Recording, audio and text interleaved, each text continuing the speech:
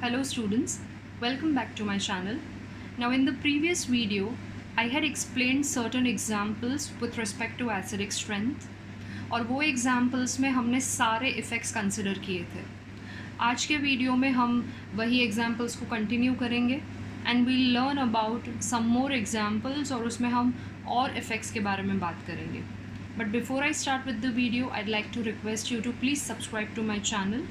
If you feel that the video is useful to you, please give it a thumbs up, share it with your friends, and press that bell icon so that you get notified every time I upload a new video. Now, let's get started. So ये example में आप देख सकते हो कि benzoic acid के methyl derivatives हैं. हमें इन्हें arrange करना है in acidic strength. Okay. Now in the first example if you see कि benzoic acid के ortho position पे methyl group है, यानी कि यहाँ पे ortho effect आ गया. Ortho effect आ गया, that means of course this compound is going to be the most acidic compound. Okay. So for 13th, first compound is going to be most acidic. Now after that मेरे पास metamethyl benzoic acid और paramethyl benzoic acid है. Now when methyl is at meta position, it will show plus I effect because you all know कि meta position पे resonance या hyper conjugation observe नहीं होता है और plus I effect है, यानी कि ये electron donating group है और electron donating group acidic strength को कम करते हैं except when they are at ortho position. Okay. Now in this particular case यहाँ पे जो methyl है वो para position पे है. पैरा पोजिशन पे है यानी कि ये प्लस आई इफेक्ट के साथ साथ प्लस एच इफेक्ट भी शो करेगा. प्लस एच यानी कि हाइपर कॉन्जुगेशन, यानी कि ये वाला जो मीथाइल है that is electron donating because of two effects, positive inductive effect as well as hyper conjugation. लेकिन ये वाला जो मीथाइल ग्रुप है it is electron donating because of only inductive effect.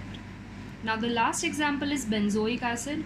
इसके अंदर किसी भी टाइप का ग्रुप नहीं है, विड्रॉइंग भी नहीं है, डोनेटिंग भी नहीं है. तो of course out of these three benzoic acid is going to be more acidic.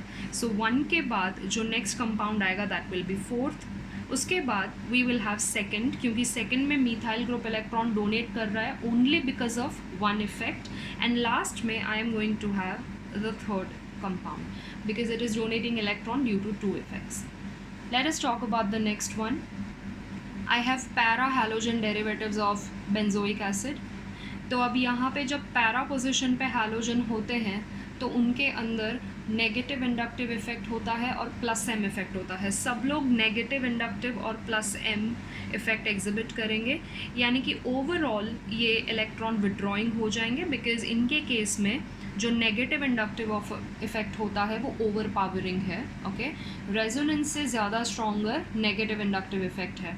सो जब ऐसा केस आता है जिसमें हैलोजेंस पैरा पोजिशन पे होते हैं और उनका ओवरऑल इफेक्ट माइनस आई होता है तो आयोडीन सबसे ज़्यादा इलेक्ट्रॉन विड्रॉइंग होता है.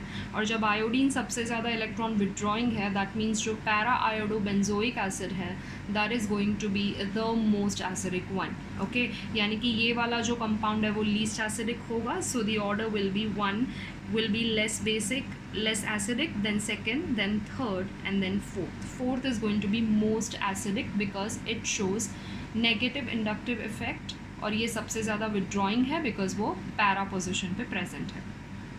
Now we have same examples, सिर्फ difference इतना है कि halogens यहाँ पे para position की जगह meta position पे है. तो जब ये लोग मेटा पोजिशन पे हैं तो इनका जो रेजोनेंस इफेक्ट है, जो मीसोमेरिक इफेक्ट है वो ऑब्जर्व नहीं होता है. यहाँ पे सिर्फ माइनस आई नेगेटिव इंडक्टिव इफेक्ट ही ऑब्जर्व होगा. और जब मेटा पोजिशन पे हैलोजन होते हैं और इनमें नेगेटिव इंडक्टिव इफेक्ट होता है तब फ्लोरीन सबसे ज़्यादा इलेक्ट्रॉन विड्रॉइंग होता है. और जब फ्लोरीन सबसे ज़्यादा इलेक्ट्रॉन विड्रॉइंग है that means this compound is going to be most acidic. तो यहाँ पे the order of acidic strength is going to be like this. Metafluorobenzoic acid is going to be the most acidic one. Now let us talk about this example, the very important example. First है ऑर्थोमीथाइल benzoic acid. तो of course इसके अंदर ortho effect लगेगा और ortho effect होने की वजह से this compound is going to be acidic. But when I look at this compound यहाँ पे मेरे पास 2 ऑर्थो पोजिशन सब्सटीट्यूटेड है, यानी कि दोनों ऑर्थो पोजिशंस पे मीथाइल ग्रुप है. ओके तो जब दोनों ऑर्थो पोजिशन सब्सटीट्यूटेड हैं यानी कि इसके अंदर कौन सा इफेक्ट ऑब्जर्व होगा, इसके अंदर SIR इफेक्ट ऑब्जर्व होगा। और SIR की वजह से आपको पता है it is steric inhibition of resonance, यानी कि स्टेरिक हिंड्रेंस की वजह से इसमें रेजोनेंस इफेक्ट ऑब्जर्व नहीं हो पाएगा क्योंकि ये आउट ऑफ प्लेन हो जाता है, और आउट ऑफ प्लेन होने की वजह से रेजोनेंस नहीं हो पाता है। नाउ ये वाला एग्जाम्पल अगर हम देखें तो इसके अंदर भी आप SIR ही ऑब्जर्व करोगे क्योंकि दोनों ऑर्थो पोजिशंस पे बल्कि ग्रुप सब्सटीट्यूटेड हैं, यानी कि यहाँ पे भी रेजोनेंस नहीं हो पाएगा। और अगर मैं इन दोनों में कंपैरिजन करूँ तो ये कंपाउंड के पास ज़्यादा बल्कि ग्रुप्स हैं, तो ये बहुत ही जल्दी आउट ऑफ प्लेन चला जाएगा और resonance will not be able to take place. And last में जो कंपाउंड है वो है बेंजोइक एसिड। बेंजोइक एसिड एक सिंपल कंपाउंड है, यहाँ पे किसी भी तरह का कोई भी सब्सटीट्यूशन नहीं है। तो अब अगर हमें एसिडिक स्ट्रेंथ के हिसाब से देखना है तो this compound is going to be most acidic. Why this will be most acidic, एक तो उसके दोनों ऑर्थो पोजिशन सब्सटीट्यूटेड हैं, मोर ओवर इसके अंदर सबसे ज़्यादा बल्कि ग्रुप्स प्रेजेंट हैं, तो यहाँ पे SIR इफेक्ट सबसे ज़्यादा प्रोमिनेंट होगा। So third molecule is going to be most acidic. उसके बाद of course it will be the second one क्योंकि उसके अंदर SIR इफेक्ट है। उसके बाद आएगा फर्स्ट वन बिकॉज उसके अंदर ऑर्थो इफेक्ट ऑब्जर्व होता है, and then we will have plain benzoic acid because it doesn't have any substitution. So this is going to be least acidic among the 4 compounds given. So this is the order of acidic strength for this particular series. Okay, now let us talk about the next example. Now in the next example again I have 4 molecules. यहाँ पे मेरे पास nitro group है, that is para nitrobenzoic acid, and then यहाँ पे मेरे पास trisubstituted benzoic acid है जिसमें एसिड के पैरा पोजिशन पे नाइट्रो है, and I have 2 methyl groups as well. ये कंपाउंड में जो 2 मिथाइल ग्रुप्स हैं वो ऑर्थो पोजिशन पे आ गए हैं और पैरा पोजिशन पे I have nitro, and then I have plain benzoic acid. Now इसके केस में अगर हम देखें तो क्या होगा, फॉर एग्जाम्पल ये जो फर्स्ट है उसमें नाइट्रो ग्रुप पैरा पोजिशन पे है, so it is going to exhibit -I and -M both, क्योंकि नाइट्रो आपको पता है इलेक्ट्रॉन विड्रॉइंग ग्रुप है, इसके लिए वो नेगेटिव इंडक्टिव इफेक्ट भी ऑब्जर्व करता है और नेगेटिव रेजोनेंस यानी कि -M इफेक्ट भी ऑब्जर्व करता है। Now if you talk about this particular molecule, इसके अंदर आपको पता है कि SIR इफेक्ट होगा, ये क्लियरली हमें दिखाई दे रहा है because there is a bulkiness around this. But यहाँ पे क्या होगा, रेजोनेंस इफेक्ट नहीं हो पाएगा। क्यों रेजोनेंस नहीं हो पाएगा, क्योंकि SIR हो रहा है। 2 मिथाइल ग्रुप होने की वजह से ये नाइट्रो में जो पाई बॉन्ड है वो आउट ऑफ प्लेन हो जाता है, जिसकी वजह से रेजोनेंस नहीं होगा। So in this case you will be able to see SIR but there will be no negative M effect. Okay, and -I effect of course होगा क्योंकि नाइट्रो इलेक्ट्रॉन विड्रॉइंग ग्रुप होता है। Okay, now when I talk about the third one, यहाँ पे nitro का -I effect observe होगा, लेकिन यहाँ पे एसिड पे SIR इफेक्ट लग रहा है बिकॉज एसिड के दोनों ऑर्थो पोजिशन सब्सटीट्यूटेड हैं, जिसकी वजह से रेजोनेंस नहीं हो पाएगा बिकॉज COOH का pi bond out of plane चला जाएगा। Okay, but this is going to show -I effect and -M as well, पर यहाँ पे रेजोनेंस पॉसिबल नहीं है, तो ओवरऑल इसके अंदर आपको -I इफेक्ट ही दिखाई देगा।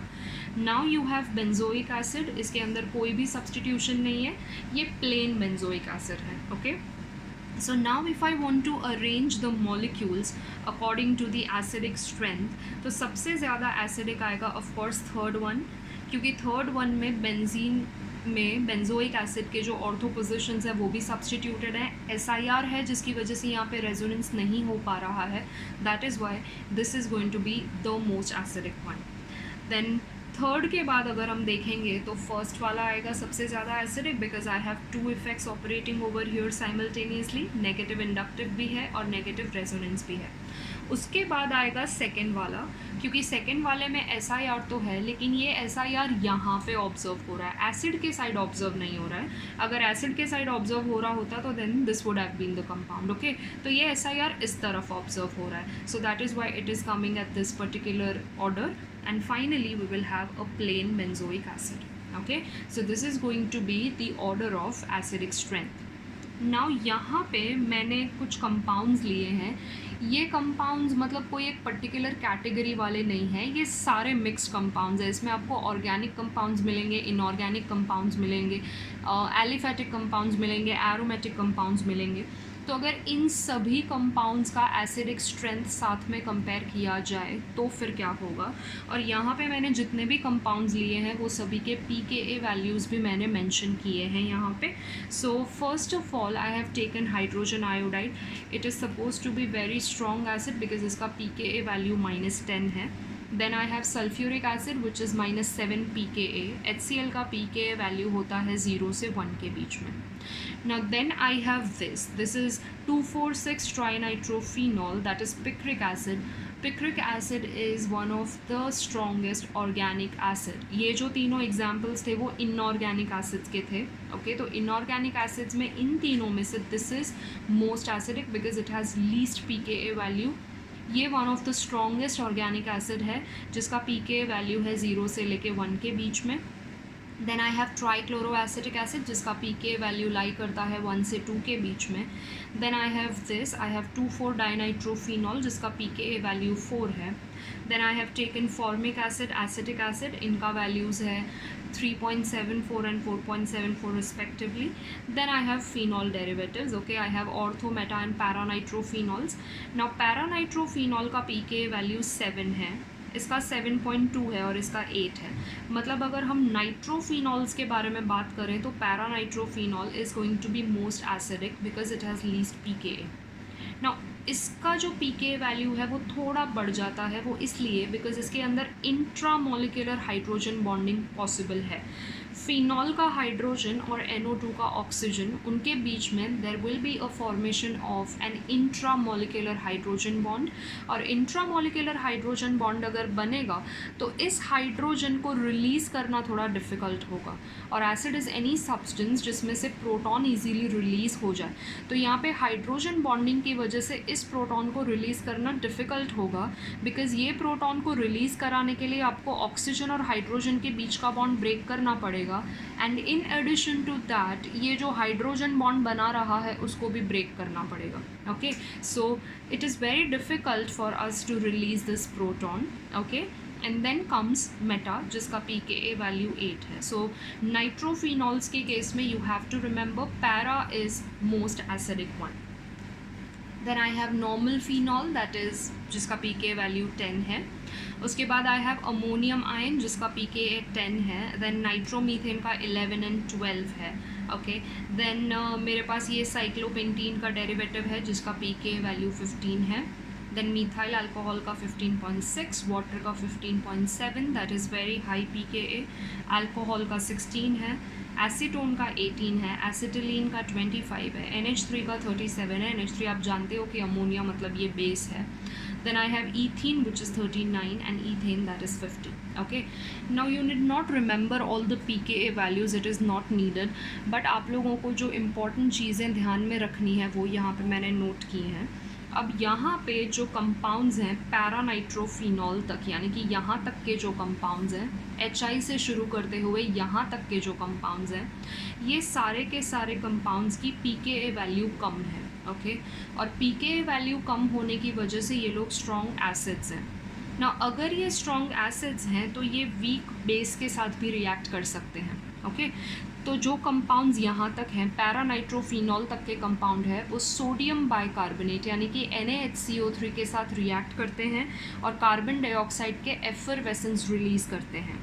Since these are strongly acidic, इनके pKa वैल्यू से आपको समझ में आ रहा होगा कि ये स्ट्रॉन्गली एसिडिक हैं, therefore they can react with weak base and they will release carbon dioxide. Then the next point, phenol तक के जो कंपाउंड्स हैं, यहाँ तक के जो कंपाउंड्स हैं, उनका pKa वैल्यू थोड़ा ज़्यादा है। ओके, तो ये लोग रिएक्ट करेंगे बेस, स्ट्रॉन्ग बेस जैसे कि सोडियम हाइड्रोक्साइड के साथ। सो compounds till phenol they are going to react with a stronger base like sodium hydroxide.